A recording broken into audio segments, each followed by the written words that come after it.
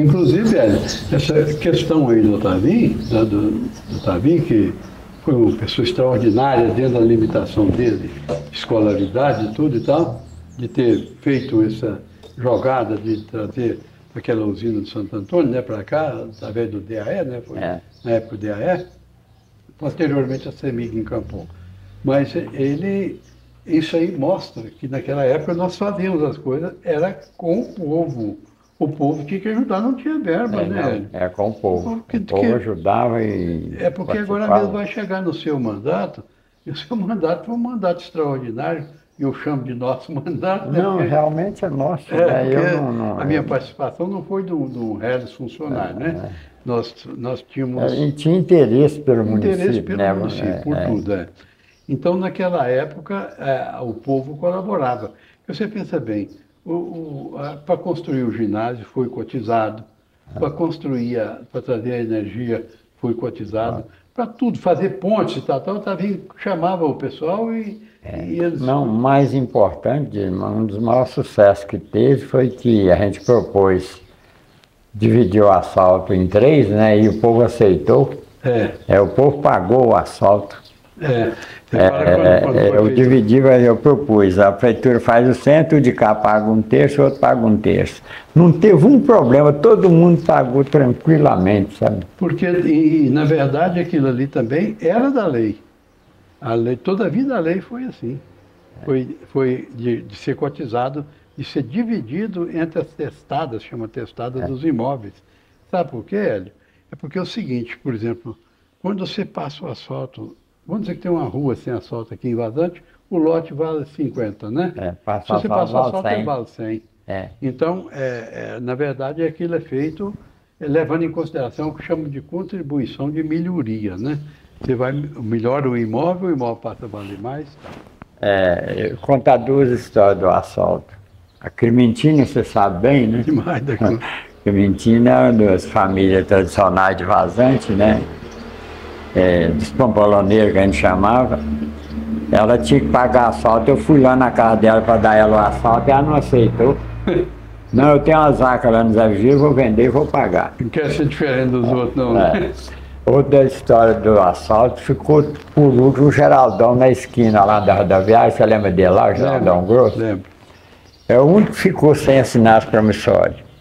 Eu fui lá, Geraldo, vim cá, só falta você.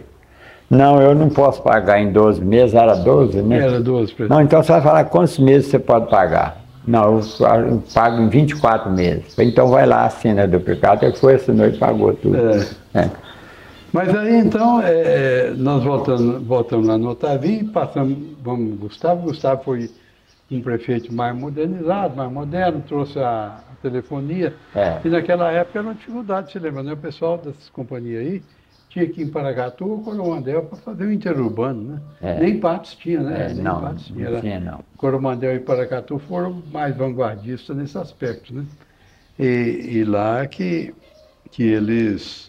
o pessoal socorria, né? E o Gustavo, ele era muito chegado com o senhor Alexandrino, né? Alexandrino, que era o dono da CTBC. Da CTBC, hoje é Algar, que chama, né? Algar. Você sabe por que Algar? Alberto Garcia, né? Algar Garcia. É o irmão, o filho dele. Filho dele, né? Aí o Gustavo, através desse entrosamento amizade com ele, ele conseguiu trazer para cá inédito, porque aqui nós já tivemos o interurbano, né? Já não era mais pedir telefonista para ligar, a gente mesmo ligava no próprio telefone da gente. Mas veio também a contribuição, por incrível que pareça, né? Nós tivemos que comprar 150 aparelhos telefônicos, naquela época era caríssimo.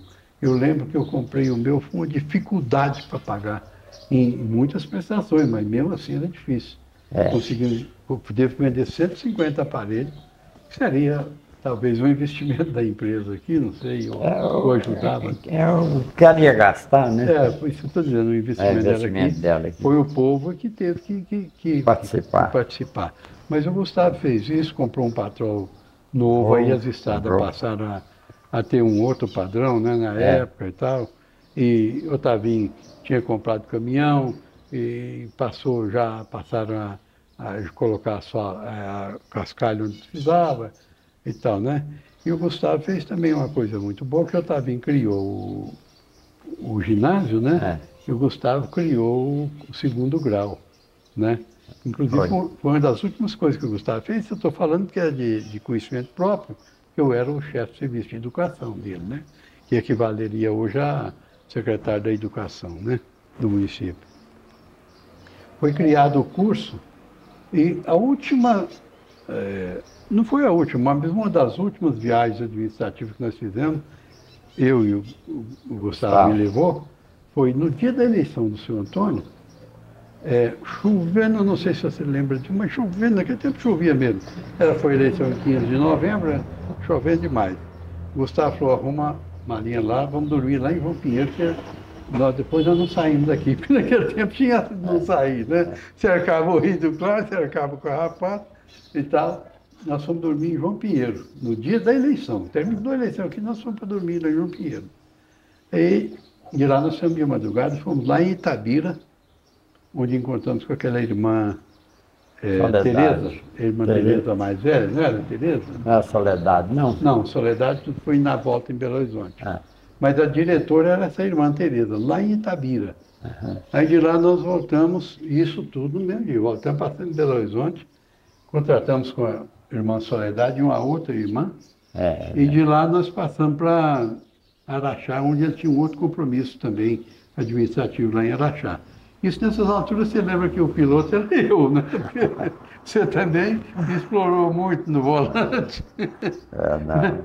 Mas aí nessa aí, Hélio, tem uma outra passagem muito importante para a minha vida, sabe? Até hoje, quando eu passo lá debaixo dessa ponte, eu até me emociono, porque a hora que eu estava passando lá com o rádio ligado, você lembra que desde essa época, eu era ligado em rádio, né? O rádio ligado, acabou a Voz do Brasil, e normalmente a gente estava no Zebete, né? Eu ficava esperando. Aí entrou o projeto Minerva, aquele negócio do projeto Minerva. E o cara explicando, eu acordei o Gustavo lá atrás, o Gustavo deitado no landalzão, dava para ele dormir folgado. Gustavo, isso aqui interessa para nós, Gustavo.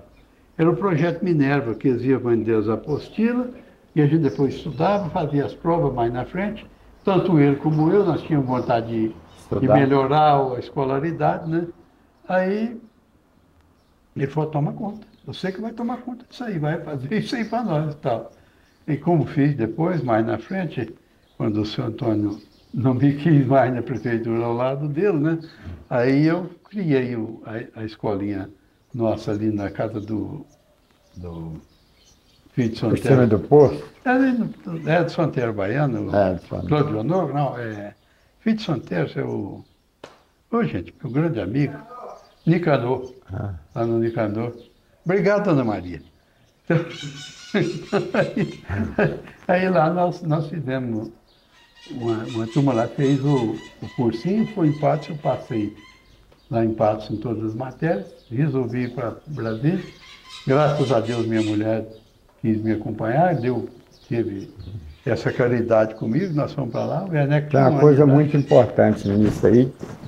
Aquela turma, quase todo mundo continuou aí estudando, né? Não, daquela turma nós passamos 5 em curso superior, formamos 5 em curso superior. Os 5 é o Gustavo, eu, a Luzia, Jesus e o Nicanor. Nós 5 formamos em curso superior.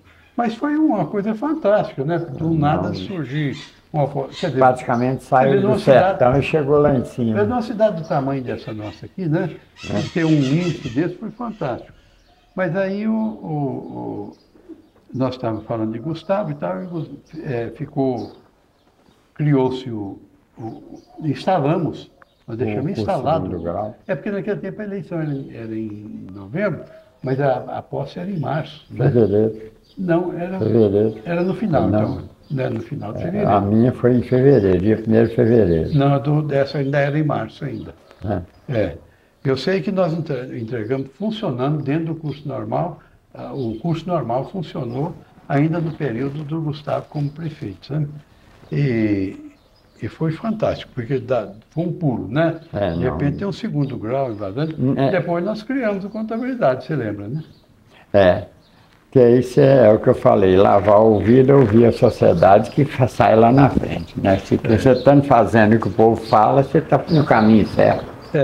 Depois do Gustavo, porque o Gustavo teve essas coisas todas, o plano diretor, né? Que ele elaborou. O plano diretor muito bom, né? Fez o projeto da rede de esgoto, né? Nos deixou o projeto da rede de esgoto que nós executamos depois, né? Mas aí, depois do Gustavo, aí veio São Antônio, né? São Antônio foi muito limitado, ele era muito medroso, né? Assim, não era... Ele não tinha o tino administrativo igual era. Não é falar do São Antônio, não, mas eu tenho um dizer que fala o seguinte: quem nunca fez nada, nunca faz nada. São Antônio toda a vida foi empregado, né? Nunca teve uma atividade particular, né?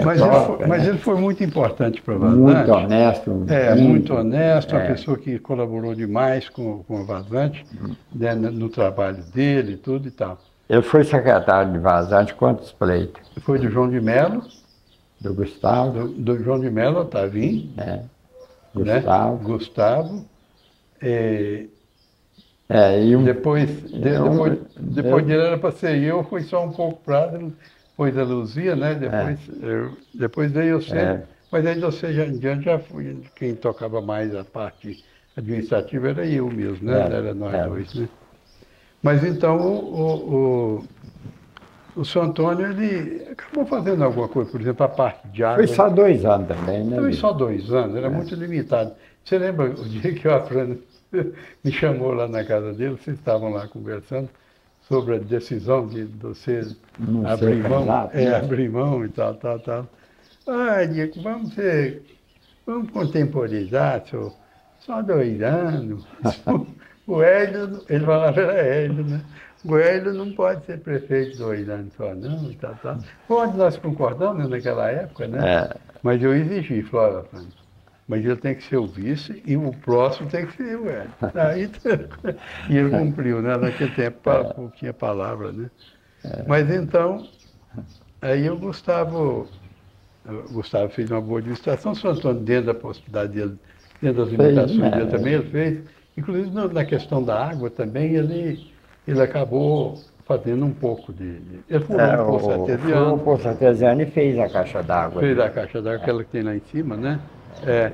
E outra coisa importantíssima que ele fez foi o hospital, né? O hospitalzinho municipal que ele trouxe o Dr. Geraldo para cá. Foi ele que trouxe o primeiro médico residente para cá, né? São Antônio. Então foi muito importante. Ele teve uma participação importante nos 2 anos dele, com as limitações também da época, de verba, de tudo que era limitado. Dinheiro era muito pouco. Muito pouco. Tinha que ter um arrojo, né?